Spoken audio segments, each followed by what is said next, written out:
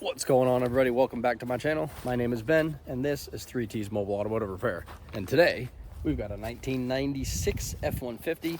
Customer states that it does not start. And then I got a P0320. All right, time to get a wiring diagram.